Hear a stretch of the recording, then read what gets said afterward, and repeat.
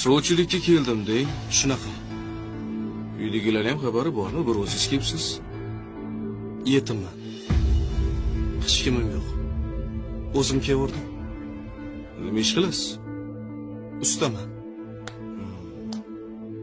To'yga qanaqa qilmoqchisiz? Bu mebel olish kerak. To'g'risi, hozir to'y qilishga sharoitim yo'q. Shunaqa. Tushunarli. Sizga bir taklif. Foizga kredit olib to'y qilsizchi? Shunga nima deysiz? Yo'q, undan ko'rasa to'y qilmaganim yaxshi. Ko'rpamga qarab oyoq uzataman. Lekin singlisizni baxtli qilaman. Halolligida ekansan. Men roziman.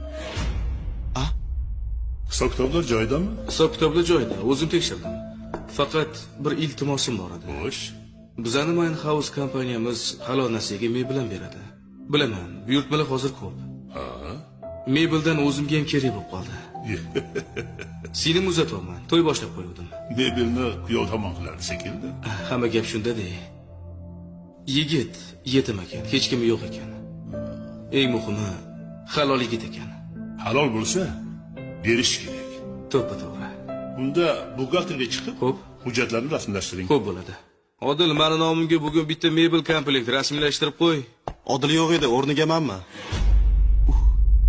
Assalomu alaykum. Tushunmadim. Siz?